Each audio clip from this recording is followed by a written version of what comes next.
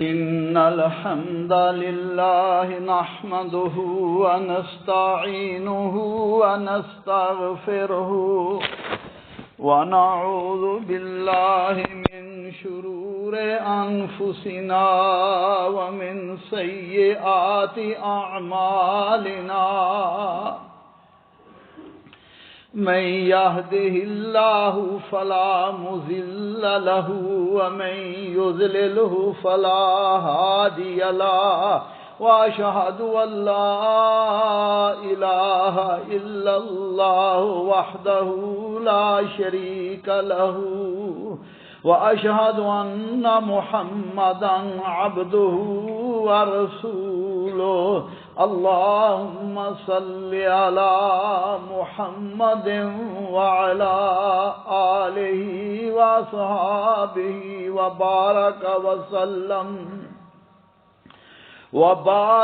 وسلم تسليما كثيرا أما بعد فإن خير الحديث كتاب الله وخير الهدي هدي محمد صلى الله عليه وعلى آله وسلم وشر الأمور محدثاتها وكل محدثة بدعة وكل بدعة ضلالة وكل ضلالة في النار من يطع الله ورسوله فقد رشد واهتدى ومن يعص الله ورسوله فقد ضل ضلالا رب اشرح لي صدري ويسر لي أمري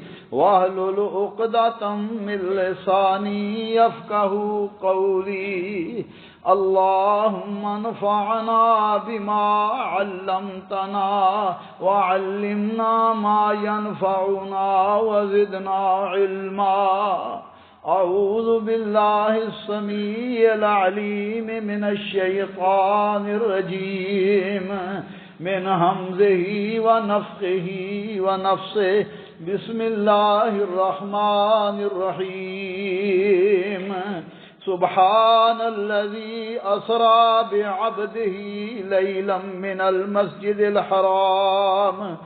المسجد الحرام إلى المسجد الأقصى الذي باركنا حوله لنريه من آياتنا إنه هو السميع البصير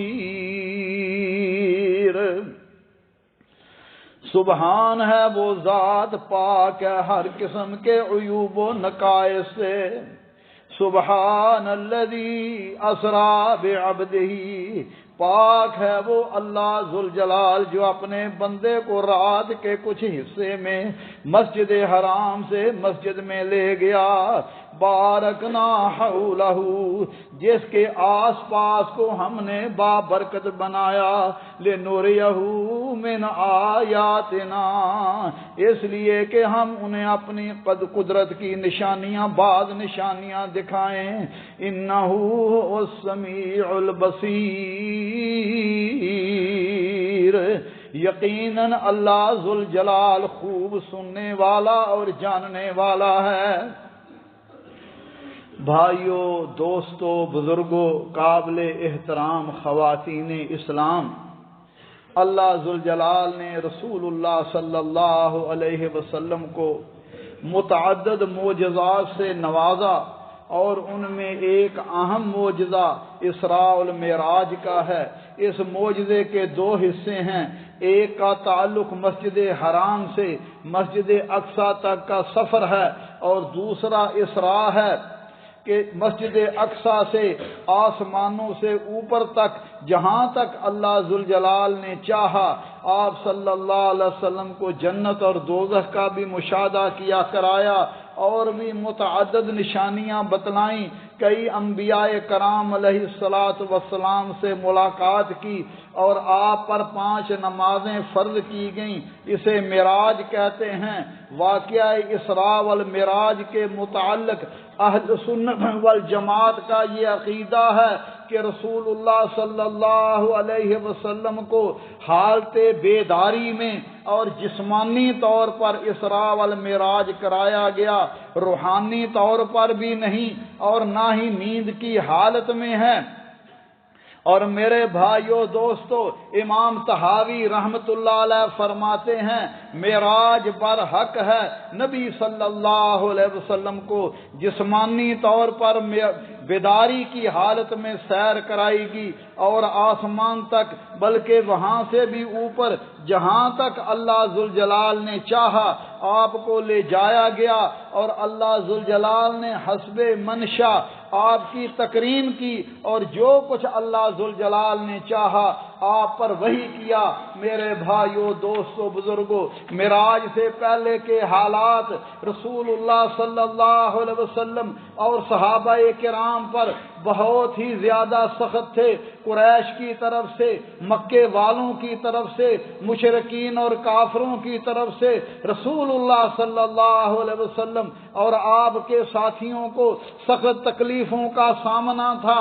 اس دوران آپ کے مشفق چچا جناب ابو طالب، ان کی وفات ہو گئی، اور ان کے چند مہینے بعد یا بعض روایتوں میں 3 دن کے بعد آپ کی زوجہ مطہرہ ہماری اماں جان سیدہ خدیجہ رضی اللہ تعالی عنہا کا بھی انتقال ہو گیا۔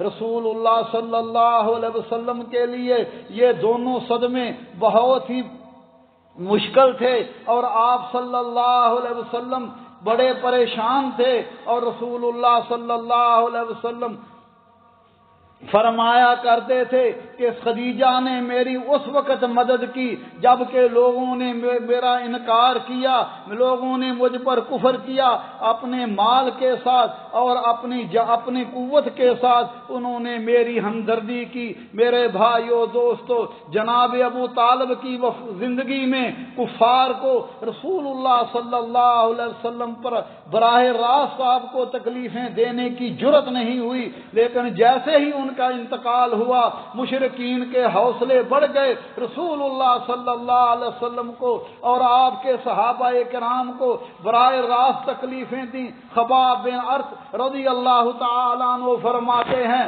اللہ کے نبی صلی اللہ علیہ وسلم بیت اللہ کے سائے میں تشریف فرما تھے، اور میں نے جا کر عرض کیا یا رسول اللہ اب تو حد ہو گئی ہے، آپ کو کافروں کے لیے بد دعا کریں۔ نبی صلی اللہ علیہ وسلم کا چہرہ اقدس غصے سے سرخ ہو گیا، فرمایا خباب جلدی کرتے ہو، فرمایا آپ تم سے پہلے لوگوں پر یہ حالات آئے کہ لوہے کی کنگھیوں کے ساتھ ان کے گوشت اور اعصاب کو کنگھیاں کر دی جاتی تھی، لیکن یہ سختی انہیں دین سے باز نہیں رکھتی تھی۔ فرمایا اللہ ذوالجلال اس دین کو مکمل کرے گا، اور یہاں تک ایک سوار صنعاء سے حضر موت تک جائے گا، اور اللہ کے سوا اسے کسی چیز کا خوف نہیں ہوگا۔ ان حالات میں اللہ ذوالجلال مسلمانوں کو تسلیاں دے رہے ہیں۔ فرمایا ام حسبتم ان تدخلوا الجنة ولما يأتكم مثل الذين خلوا من قبلكم مستهم البأساء والضراء وزلزلوا حتى يقول الرسول والذين آمنوا معه متى نصر الله ألا إن نصر الله قريب۔ فرمایا اے میرے حبیب صلی اللہ علیہ وسلم، فرمایا ام حسبتم ان تدخلوا الجنة، تم سمجھتے ہو کہ جنت میں ایسے ہی چلے جاؤ گے؟ فرمایا تم سے پہلے لوگوں پر اتنی تکلیفیں آئیں، ان پر اتنی سختیاں آئیں، بدحالی کی وجہ سے انہیں جھنجھوڑ کر رکھ دیا گیا، حتیٰ کہ نبی جس کا حوصلہ سب سے زیادہ ہوتا ہے، فرمایا وہ بھی پکار اٹھے متی نصر اللہ، اللہ کی مدد کب آئے گی؟ فرمایا الا ان نصر اللہ قریب، فرمایا یاد رکھو اللہ کی مدد قریب ہی ہے۔ یہ حالات تھے جب رسول اللہ صلی اللہ علیہ وسلم کو معراج کروایا گیا اور بتلایا گیا اے میرے حبیب صلی اللہ علیہ وسلم، یہ دنیا والے تو آپ کا ادب نہیں کرتے، احترام نہیں کرتے، لیکن آپ کا مقام بہت ہی اعلیٰ ہے، آسمانوں والے آپ کا مقام اور مرتبہ جانتے ہیں۔ میرے بھائیو دوستو، اللہ ذوالجلال فرما رہے ہیں سبحان الذی، پاک ہے وہ ذات ہر قسم کے شریکوں سے، ہر قسم کے عیوب و نقائص سے۔ اللہ ذوالجلال پاک ہے جس نے اپنے حبیب حضرت محمد کریم صلی اللہ علیہ وسلم کو سیر کرائی مسجد حرام سے مسجد اقصی تک، اور اس سیر میں اور اس معجزے میں اللہ کے سوا کسی کا کوئی ہاتھ نہیں ہے۔ اللہ ذوالجلال، معجزہ اللہ کی طرف سے ہوتا ہے اور ہاتھ نبی کا ہوتا ہے۔ نبی صلی اللہ علیہ وسلم کے لیے یہ اعزاز اور یہ شان تھا۔ بعض لوگ سمجھتے ہیں کہ اس اسراء والمعراج کو رسول اللہ صلی اللہ علیہ وسلم کا کمال سمجھتے ہیں، حالانکہ یہ رسول اللہ صلی اللہ علیہ وسلم کے اعزاز اور آپ کی صداقت کی نشانی ہے، لیکن کمال قدرت صرف اللہ ذوالجلال کا ہے۔ میرے بھائیو دوستو، فرمایا کس لیے آپ کو یہ کرایا؟ لِنُرِيَهُ مِنْ آیاتنا، تاکہ اللہ ذوالجلال اپنی کچھ نشانیاں آپ کو بتلائیں۔ اپنے حبیب صلی اللہ علیہ وسلم کو بتلایا گیا ہم جو چاہیں سو کرتے ہیں، اور ہماری قدرت کے سامنے کوئی چیز بھی مشکل نہیں ہے۔ فرمایا اِنَّهُ هُوَ السَّمِيعُ الْبَصِيرُ، فرمایا اللہ ذوالجلال ہی دیکھنے والا ہے، سننے والا ہے، لہذا سب کو چاہیے اسی کو مشکل کشا سمجھیں، اسی کو حاجت روا سمجھیں۔ سننے والا بھی وہ ہے، دینے والا بھی وہ ہے، جو چاہے سو کرتا ہے۔ لا یسأل عما یفعل وہم یسألون، اس سے نہیں پوچھا جاتا کہ تو کیا کرتا ہے، وہ ہر چیز پر قادر ہے۔ میرے بھائیو دوستو، اللہ مالک فرما رہے ہیں سبحان الذی، سبحان ہے وہ ذات، اس کا معنی جیسا میں نے عرض کیا ہر قسم کے عیوب و نقائص سے اللہ پاک ہے، لیکن یہ لفظ عربی میں حیرت و تعجب کے لیے بھی استعمال ہوتا ہے۔ یہاں اللہ ذوالجلال کی قدرت پر اظہار و تعجب کیا جاتا ہے کہ اپنے بندے کو رات کے ایک حصے میں مسجد اقصی سے مسجد حرام سے مسجد اقصی تک لے جایا گیا، اور یہ بیداری کی حالت میں ہے۔ اگر خواب ہوتا، اگر روحانی ہوتا، آپ مکے والوں کو بتا دیتے۔ کوئی بندہ خواب پر تعجب نہیں کرتا، تعجب تو انہوں نے اس لیے کیا کہ آپ نے فرمایا میں ذاتی طور پر، میں حالت بیداری میں، جسمانی طور پر میں مسجد اقصی بھی گیا، آسمان پر بھی گیا۔ میرے بھائیو دوستو، مشرکین کہنے لگے مسجد حرام سے بیت المقدس یعنی ایلیا کا راستہ 40 دن کا ہے، آپ کیسے کہتے ہیں کہ میں رات کے کچھ حصے میں گیا؟ میرے بھائیو دوستو، اس لیے ہمارا اہل سنت والجماعت کا یہ عقیدہ ہے کہ آپ کو جسم اور روح کے ساتھ معراج کرایا گیا۔ کچھ لوگ یہ بھی کہہ دیتے ہیں، وہ ان حدیثوں کا انکار کرتے ہیں، منکرین حدیث کا ان کا نام دیا جاتا ہے، اپنے آپ کو اہل القرآن کہتے ہیں۔ ان کی بدبختی کی یہ علامت ہے کہ وہ کہتے ہیں کہ جی رسول اللہ صلی اللہ علیہ وسلم نے جو ہجرت کی تھی وہی آپ کا معراج تھا۔ میرے بھائیو، ہجرت تو آپ نے مکے سے مدینے کی تھی اور دن کے وقت کی تھی، اور یہاں اللہ رات کا ذکر کر رہے ہیں، اور اس وقت جب آپ کو معراج کرایا گیا یہ مکی زندگی کا واقعہ ہے۔ مسجد نبوی تو اس وقت بنی بھی نہیں تھی۔ اسی طرح معراج کب واقعہ ہوا، اس کے بارے میں بہت سارے اقوال پائے جاتے ہیں۔ رسول اللہ صلی اللہ علیہ وسلم سے بہت سارے صحابہ نے اس واقعہ کا ذکر فرمایا، لیکن آپ صلی اللہ علیہ وسلم نے دن کا تعین نہیں فرمایا، مہینے کا تعین نہیں فرمایا۔ یہ تو آج ہماری حالت ہے کہ ہم دن کا تعین چاہتے ہیں، صحابہ کرام کے دور میں یہ بات نہیں تھی۔ واقعہ بہت سارے صحابہ نے بیان کیا، بعض نے، حافظ ابن حجر نے 10 سے زیادہ اقوال نقل کیے۔ کسی نے کہا ہجرت سے 1 سال قبل ماہ ربیع الاول سن 12 نبوی میں ہوا، یہ ابن سعد کا قول ہے۔ بعض نے رجب میں کہا۔ تو میرے بھائیو، جو اقرب بات ہے وہ یہ ہے کہ رسول اللہ صلی اللہ علیہ وسلم کو معراج ہجرت سے 1 سال پہلے کروایا گیا، اور وہ ماہ ربیع الاول سن 12 نبوی بنتی ہے۔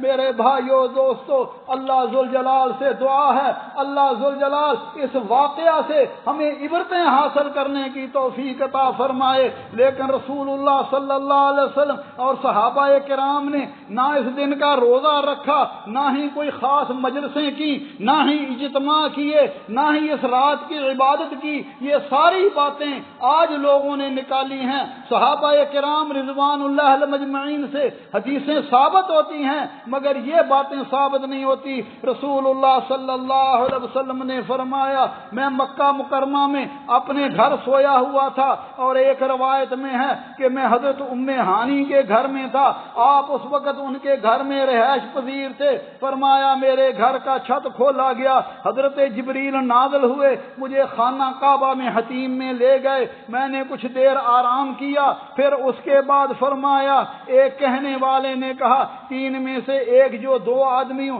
حمزہ اور جعفر کے درمیان ہے وہی محمد ہیں۔ پھر مجھے اٹھا کر زمزم کی جانب لے جایا گیا، وہاں سونے کا ایک تشت لایا گیا جو ایمان و حکمت سے بھرا ہوا تھا، پھر میرا شق صدر، میرا سینہ زیر ناف بالوں تک چیرا گیا، میرے دل کو نکال کر زمزم کے پانی سے دھو کر ایمان و حکمت سے بھر کر اصلی جگہ پر لٹا دیا گیا اور میرا سینہ بند کر دیا گیا۔ میرے بھائیو، یہ شق صدر کا واقعہ رسول اللہ صلی اللہ علیہ وسلم کو اس سے پہلے جب آپ حضرت حلیمہ کے گھر میں تھے وہاں بھی آپ کو یہ ہوا۔ یہ دراصل اللہ کی حکمت تھی کہ بعد میں آنے والے بڑے بڑے واقعات کے لیے آپ کو تیار کیا گیا۔ پھر آپ نے فرمایا میرے پاس ایک سفید رنگ کا جانور لایا گیا جسے براق کہا جاتا ہے، فرمایا یہ گدھے سے بڑا اور خچر سے چھوٹا، اور اس کا ایک قدم اس کی حد نگاہ تک جاتا تھا، مجھے اس پر بٹھایا گیا۔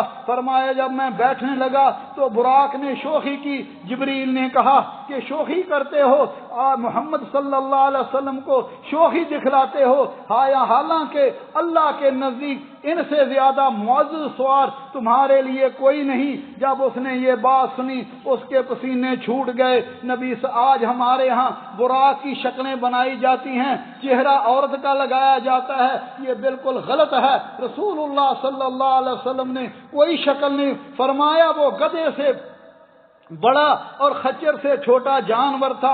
میرے بھائیوں، فرمایا براق پر سوار ہو کر پھر ہم چل پڑے، بیت المقدس پہنچ گئے۔ میں نیچے اترا، اپنی سواری کو وہاں باندھا جہاں دیگر انبیاء کرام باندھا کرتے تھے۔ میں اندر چلا گیا اور 2 رکعت نماز پڑھی، اور نبی صلی اللہ علیہ وسلم نے فرمایا، اور تمام انبیاء کرام علیہ الصلوۃ والسلام کھڑے تھے، جبریل نے مجھے آگے کر دیا۔ میرے بھائیو، اس سے معلوم ہوا کہ رسول اللہ صلی اللہ علیہ وسلم کے ہوتے ہوئے کوئی بھی امام نہیں بن سکتا، آپ ہی امام اعظم ہیں، اور آپ کی شریعت جو ہے وہ سب سے اعلیٰ شریعت ہے۔ اور اسی طرح رسول اللہ صلی اللہ علیہ وسلم نے یہ بھی اس بات کی دلیل ہے کہ تمام انبیاء کرام کا دین ایک ہے اور وہ دین اسلام ہے۔ اور میرے بھائیوں، آپ کی شریعت ہی واجب الاتباع ہے۔ میرے بھائیوں دوستو، اسی طرح بعض روایتوں میں یہ بھی ملتا ہے کہ جب آپ صلی اللہ علیہ وسلم آسمان سے واپس تشریف لائے اس وقت بھی آپ نے جماعت کرائی۔ نبی صلی اللہ علیہ وسلم نے فرمایا، پھر میں مسجد اقصیٰ سے باہر آیا، جبریل نے مجھے 2 برتن پیش کیے، ایک میں شراب تھی اور ایک میں دودھ تھا۔ میں نے دودھ پی لیا۔ جبریل نے کہا آپ نے فطرت کو پایا ہے، اگر آپ شراب پی لیتے آپ کی امت بھٹک جاتی۔ پھر فرمایا جبریل کے ساتھ آسمان دنیا پر پہنچ گئے۔ ایک روایت میں ہے پھر جبریل مجھے آسمان دنیا کی طرف لے گئے، ایک روایت میں ہے پھر جبریل نے میرا ہاتھ پکڑا اور مجھے آسمان دنیا کی طرف لے گئے۔ اور حافظ ابن حجر رحمۃ اللہ علیہ نے کہا ہے ایک نہایت ہی خوبصورت سیڑھی نصب کی گئی جس کے ذریعے آپ اوپر تشریف لے گئے، جسے معراج کہتے ہیں۔ پہلے آسمان پر جبریل نے دستک دی، انہوں نے جواب آیا آپ کون ہیں؟ انہوں نے کہا میں جبریل ہوں۔ پوچھا گیا آپ کے ساتھ کون ہیں؟ انہوں نے کہا میرے ساتھ محمد ہے۔ کہا آپ کو بلایا گیا ہے؟ انہوں نے کہا جی ہاں انہیں بلایا گیا ہے۔ انہیں کہا گیا مرحبا، آپ کا آنا مبارک ہو۔ آسمان کا دروازہ کھول دیا گیا۔ پہلے آسمان پر میں نے ابا جان حضرت آدم علیہ السلام سے ملاقات کی۔ جبریل نے کہا یہ آپ کے باپ آدم ہیں، انہیں سلام کیجئے۔ میں نے انہیں سلام کہا، انہوں نے جواب دیا اور کہا نیک بیٹے اور صالح نبی کو خوش آمدید، میرے لیے دعائے خیر کی۔ میں نے ان کے طرف دیکھا، کچھ سائے ان کے دائیں طرف ہیں، کچھ سائے ان کے بائیں طرف ہیں۔ دائیں طرف دیکھتے ہیں خوشی کا اظہار کرتے ہیں، بائیں طرف دیکھتے ہیں پریشان ہو جاتے ہیں۔ تو میں نے پوچھا یہ کون ہے؟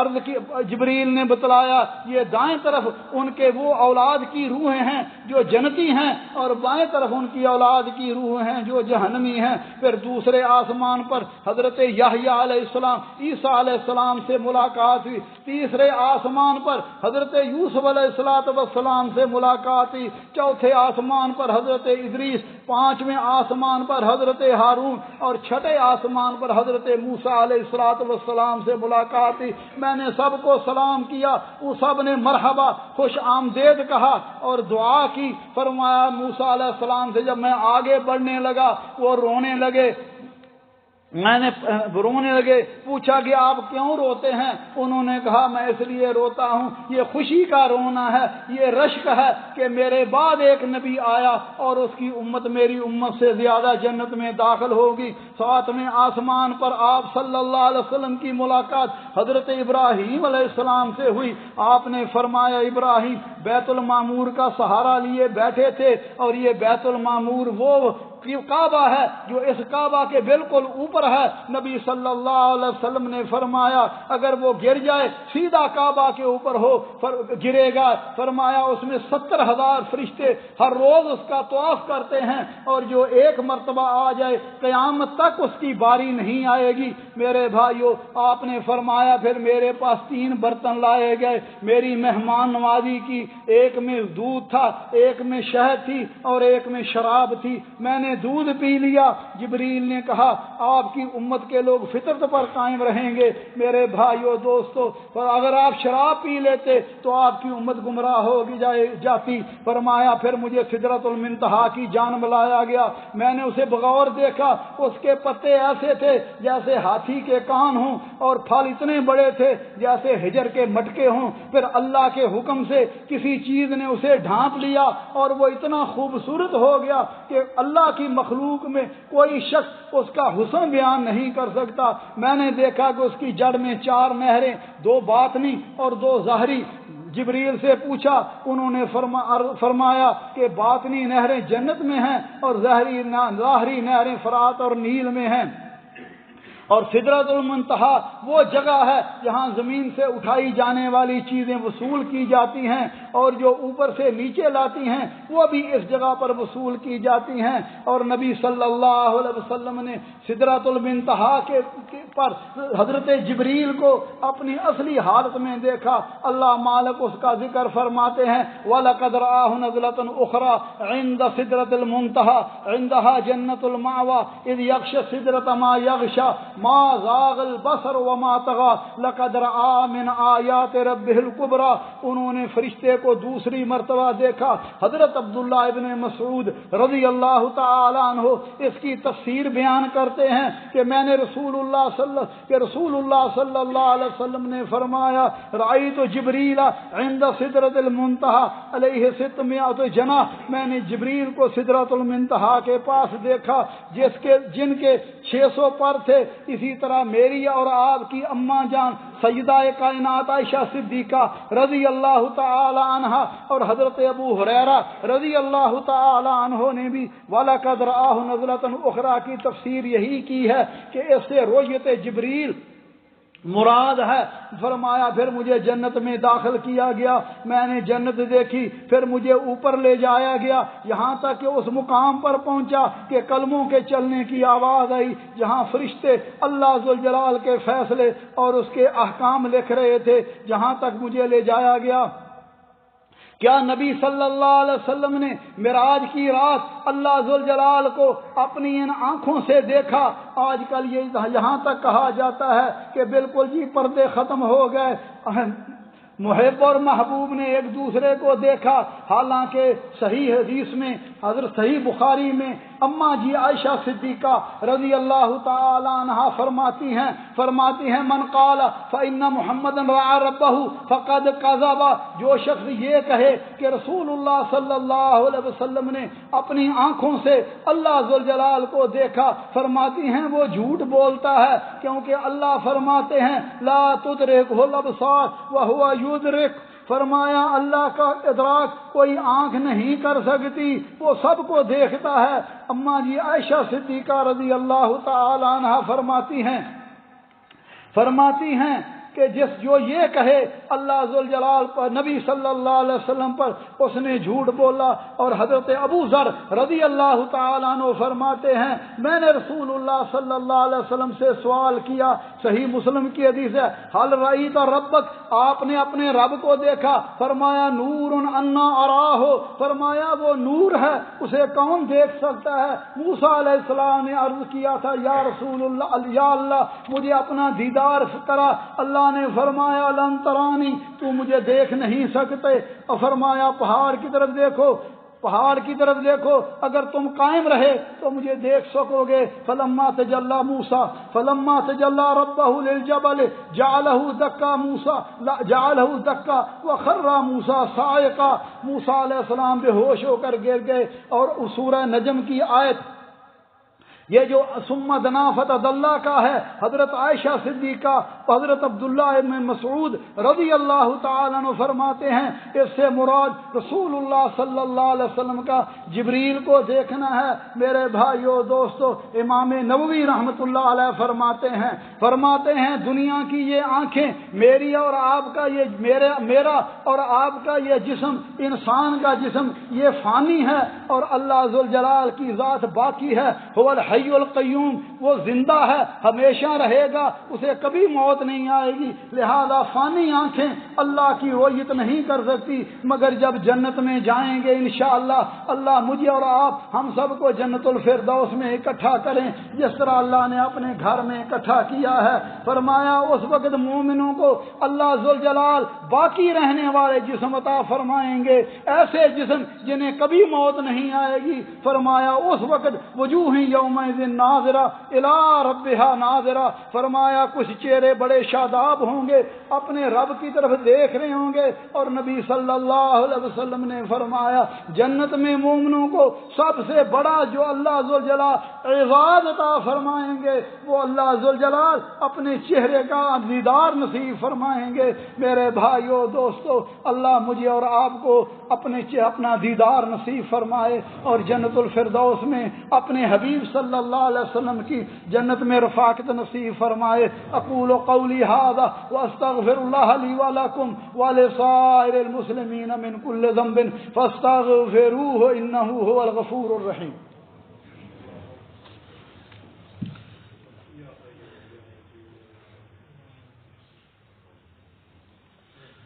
الحمد للہ وسلام علی عبادہ الذین اصطفیٰ، اشہد ان لا الہ الا اللہ وحدہ لا شریک لہ واشہد ان محمدا عبدہ ورسولہ صلوات اللہ ربی وسلامہ علیہ۔ میرے بھائیو دوستو، اللہ ذوالجلال نے رسول اللہ صلی اللہ علیہ وسلم کو 50 نمازیں آپ صلی اللہ علیہ وسلم کو معراج کا تحفہ عطا فرمایا۔ فأوحى إلى عبده ما أوحى، اپنے بندے پر وحی کی جیسے اللہ ذوالجلال نے وحی کرنا چاہی۔ کیا وحی کی؟ 50 نمازیں۔ 50 نمازیں کیا ہے کہ دن میں 50 مرتبہ اللہ ذوالجلال سے ملاقات ہوگی، اللہ ذوالجلال سے بات ہوگی۔ سلف صالحین میں فرمایا کرتے تھے جو بندہ چاہتا ہے کہ اللہ سے باتیں کرے اسے چاہیے وہ نماز پڑھے، کیونکہ نماز نبی صلی اللہ علیہ وسلم نے فرمایا فإنما يناجي ربه، بندہ اپنے رب سے سرگوشی کرتا ہے۔ فرمایا 50 نمازیں لے کر آپ واپس آئے۔ موسیٰ علیہ السلام نے پوچھا کیا تحفہ ملا ہے؟ عرض فرمایا 50 نمازیں۔ فرمایا واپس جائیے تخفیف کروائیے، کیونکہ مجھے بنی اسرائیل کا تجربہ ہے، آپ کی امت میں اتنی طاقت نہیں ہوگی۔ آپ جاتے رہے حتیٰ کہ 5 نمازیں رہ گئی۔ 5 نمازیں رہ گئی اور نبی صلی اللہ علیہ وسلم فرماتے ہیں کہا گیا یا محمد ہن 5 صلوات فی کل یوم و لیلہ بکل صلاۃ 10، فرمایا فتلک 50 صلاۃ، اے محمد صلی اللہ علیہ وسلم آپ اب ہر دن 5 نمازیں ہیں اور ہر نماز 10 نمازوں کے برابر ہیں، یہ گنتی میں 5 ہیں لیکن اجر و ثواب کے لحاظ سے 50 ہیں۔ میرے بھائیو دوستو، رسول اللہ صلی اللہ علیہ وسلم تو نماز کے ساتھ محبت بھی کرتے اور آخری وقت بھی یہی نصیحت فرمائی امت کو، فرمایا الصلاۃ الصلاۃ، میری امتیوں نماز کا خیال رکھنا، مگر امتیوں کا حال یہ ہے کہ کبھی پڑھ لی کبھی نہ پڑھی اور کبھی نہ پڑھی، اگر پڑھ بھی لی تو گھر میں پڑھ لی، مسجد میں نہیں آتے، حالانکہ مردوں کے لیے فرض نماز میں مسجد میں آنا ضروری ہے، ہاں اگر کوئی عذر ہو تو وہ اور بات ہے۔ اسی طرح اللہ ذوالجلال نے رسول اللہ صلی اللہ علیہ وسلم کی امت پر ایک اور بھی احسان فرمایا جو نیکی کا ارادہ کرے عملی طور پر انجام نہ دے سکے، ایک نیکی لکھ دی جاتی ہے، اگر عملی طور پر بھی وہ نیکی کرتا ہے 1 کے بدلے 10 کا ثواب ہوگا، اور اگر برائی کا ارادہ کرتا ہے عمل نہ کرے کوئی گناہ نہیں، اور اگر عمل کر لے تو 1 ہی گناہ لکھا جاتا ہے۔ اسی طرح رسول اللہ صلی اللہ علیہ وسلم کو فرمایا اوتی صلوات الخمس و اوتی خواتم سورۃ البقرہ، فرمایا اللہ ذوالجلال نے سورہ بقرہ کی آخری 2 آیتیں جو آمن الرسول سے شروع ہوتی ہیں وہ رسول اللہ صلی اللہ علیہ وسلم کو تحفے کے طور پر عطا فرمائیں، فرمایا جو یہ آیتیں رات کو پڑھ لے کا فتح اس کے لیے باقی ہو جاتی ہیں۔ اسی طرح اللہ ذوالجلال نے آپ صلی اللہ علیہ وسلم کو یہ بھی انعام عطا فرمایا کہ آپ کی امت میں جو شخص بھی عقیدہ توحید پر جس کا انتقال ہو جائے، شرک نہ کرتا ہو، نہ اللہ کی ذات میں نہ اللہ کی صفات میں کسی نبی کو، کسی ولی کو، کسی امام اور بزرگ کو شامل کرتا ہے، سارے کائنات کا اکیلا مالک اللہ ذوالجلال ہی ہے، لہذا عبادت اطاعت و فرما برداری بھی صرف اکیلے اللہ ذوالجلال کی ہی چاہیے۔ فرمایا اللہ ذوالجلال چاہیں تو اسے ویسے ہی معاف کر دیں عقیدہ توحید کی برکت سے، یا پھر اس کے گناہوں کی سزا دے کر آخرکار سے جنت الفردوس عطا فرما دیں۔ اسی طرح لا حول ولا قوت الا باللہ، یہ عرش کے خزانوں میں خزانہ ہے۔ اسی طرح رسول اللہ صلی اللہ علیہ وسلم کو جنت بھی دکھلائی گئی، جہنم بھی دکھلائی گئی۔ آپ کچھ لوگوں کے پاس سے گزرے، ان کو تانبے کے ناخن دیے گئے تھے، چہروں اور سینوں کو نوچ رہے تھے۔ میں نے پوچھا یہ کون ہیں؟ جبریل نے کہا یہ وہ لوگ ہیں جو لوگوں کا گوشت کھاتے، غیبت کرتے اور ان کی عزتوں پر طعن و تشنیع کرتے۔ فرمایا میں گزرا، کچھ لوگوں کے ہونٹ آگ کی کینچیوں سے کاٹے جا رہے تھے۔ میں نے پوچھا جبریل یہ کون ہیں؟ فرمایا یہ آپ کی امت کے وہ خطباء ہیں جو لوگوں کو نیکیوں کا حکم دیتے اور برائیوں سے منع کرتے اور اللہ کی کتاب کی تلاوت بھی کرتے، اور کیا انہیں عقل نہیں ہے؟ جبریل نبی صلی اللہ علیہ وسلم نے فرمایا میری ابراہیم علیہ السلام سے ملاقات ہوئی، انہوں نے کہا یا محمد اقرئ امتک منی سلام، اپنی امت کو میری طرف سے سلام کہنا، انہیں بتلانا کہ جنت کی مٹی اچھی ہے، پانی انتہائی میٹھا ہے، زمین ہموار ہے، شجرکاری کی ضرورت ہے، اور شجرکاری کیسے ہے؟ سبحان اللہ والحمد للہ ولا الہ الا اللہ واللہ اکبر کہیں گے تو شجرکاری ہوگی۔ نبی صلی اللہ علیہ وسلم واپس تشریف لائے، دینے کے وقت تشریف فرما تھے، ابو جہل پاس سے گزرا، کہا محمد کوئی نئی بات ہے؟ فرمایا ہاں رات کو میں بیت المقدس میں گیا، پھر آسمان پر گیا، اور کہنے لگا اچھا ٹھہر جاؤ میں ابھی لوگوں کو بلاتا ہوں۔ لوگ آئے، آپ صلی اللہ علیہ وسلم سے پوچھا، آپ نے سب کے سامنے یہی بتلا دیا گیا۔ کچھ لوگوں نے بیت المقدس دیکھا ہوا تھا، آپ سے پوچھنا شروع کر دیا۔ نبی صلی اللہ علیہ وسلم نے فرمایا اللہ ذوالجلال نے عقیل کے گھر کے قریب بیت مسجد اقصی کو لا کر کھڑا کر دیا. میں اپنی نظروں سے دیکھتا اور ان کے بارے میں بتاتا رہتا، اور کیونکہ وہ کیسی ہے. اور کچھ لوگ تو خاموش ہو گئے اور کچھ لوگ ابو بکر صدیق رضی اللہ تعالیٰ عنہ کے پاس جاتے ہیں. ابو بکر سنا ہے تیرا ساتھی کیا کہتا ہے؟ انہوں نے عرض کیا، پوچھا کیا کہتے ہیں؟ وہ کہتے ہیں کہ میں راتوں رات بیت المقدس میں بھی گیا، آسمان پر بھی گیا. فرمانے لگے انہوں نے کہا ہے، انہوں نے سچ کہا. میں تو اس بات سے بھی دور بات کی تصدیق کرتا ہوں. وہ آسمان سے وحی کی خبر دیتے ہیں، میں اس کی تصدیق کرتا ہوں. اور اسی لیے انہیں ابو بکر کو صدیق کہا گیا. میرے بھائیو دوستو، اس عظیم معجزے کے کئی مقاصد ہیں، ان میں چند ایک عرض کرتا ہوں. نبی صلی اللہ علیہ وسلم کو یہ معجزہ اس وقت عطا کیا گیا جب آپ کی زوجہ مطہرہ ام المومنین حضرت خدیجہ کا انتقال ہوا. اپنے چچا ابو طالب کی وفات کے بعد انتہائی غمزدہ تھے. ادھر آپ پھر طائف چلے گئے، انہوں نے آپ سے بدسلوکی کی، آپ کو صدمہ ہوا. ایسے حالات میں آپ کو اسراء والمعراج کر کے تسلی دی گئی کہ آپ کو آگاہ کیا گیا کہ اہل زمین آپ سے بدسلوکی کرتے ہیں تو اہل آسمان گرم جوشی کے ساتھ آپ کا استقبال کرتے ہیں. اسی طرح بیت المقدس میں تمام انبیاء کرام کو آپ کے پیچھے کھڑا کر کے آپ کی افضلیت کو ثابت کیا گیا کہ جہاں محمد کریم ہو وہاں امام اعظم اور کوئی نہیں ہو سکتا. آپ ہی امام اعظم ہیں. پوری کائنات میں آپ صلی اللہ علیہ وسلم سے بڑھ کر کسی کا مقام اور مرتبہ نہیں ہے. اور شق صدر کے ذریعے آپ کے ایمان کو اور پختہ کیا گیا، اسے مزید تر و تازگی عطا کی گئی. اسی طرح آسمانوں پر لے جا کر آپ کو متعدد عظیم نشانیاں دکھلائی گئی، جنت کی سیر کرائی گئی، جہنم کے عذاب سے مبتلا لوگوں کو دکھلایا گیا اور سدرۃ المنتہا کی زیارت کی گئی. یقیناً اس طرح کے غیبی امور سے آپ صلی اللہ علیہ وسلم کو عین الیقین نصیب ہوا. اور اس عظیم سفر میں اللہ نے جتنے بھی احکام نازل فرمائے سارے زمین پر. حج نازل فرمایا، حج کا حکم نازل فرمایا زمین پر، زکوٰۃ کا حکم نازل فرمایا زمین پر، مگر نماز کا تحفہ اللہ ذوالجلال نے آپ کو بلا کر ساتوں آسمانوں کے اوپر اللہ نے اپنے حبیب صلی اللہ علیہ وسلم کو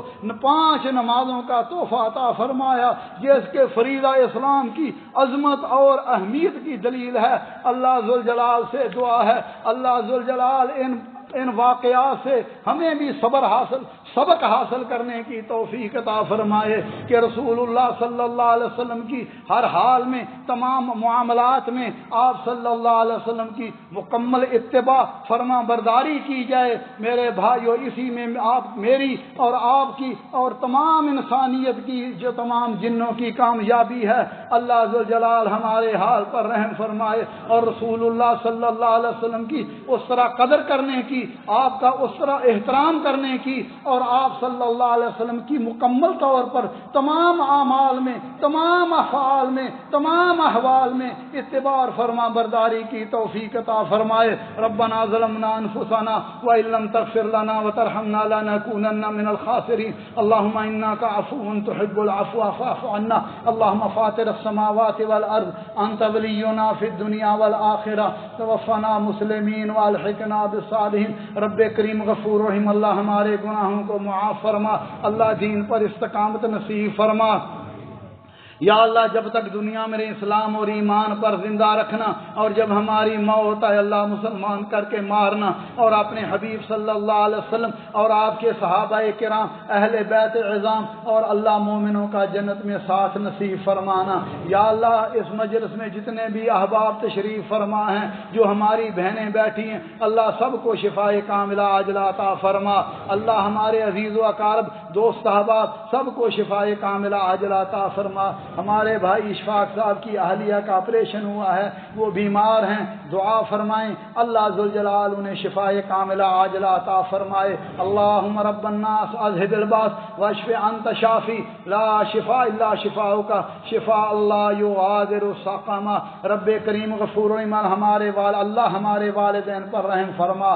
یا اللہ ان میں جو زندہ انہیں صحت و عافیت عطا فرما اور جو فوت ہو چکے ہیں اللہ ان کی مغفرت فرما. یا اللہ جتنے بھی تیرے بندے حالت ایمان میں اس دنیا سے چلے گئے ہیں، اللہ سب کی مغفرت فرما، اللہ سب کی قبروں کو جنت کے باغ بنا۔ گزشتہ ہفتے میرے بہت ہی عزیز ساتھی اور میرے بڑے پیارے بھائی محمد جاوید بٹ صاحب کا اسلام آباد میں انتقال ہو گیا ہے۔ اللہ ذوالجلال سے دعا ہے اللہ ذوالجلال ان کی مغفرت فرمائے، جنت الفردوس میں انہیں اعلیٰ مقام عطا فرمائے اور ان کے پسماندگان کو صبر جمیل عطا فرمائے۔ ربنا اغفر لنا ولاخواننا الذين سبقونا بالایمان ولا تجعل في قلوبنا غلا للذين آمنوا ربنا انك رؤوف رحيم۔ اللهم اجعل هذا البلد آمنا مطمئنا وسائر بلاد المسلمين يا ارحم الراحمين۔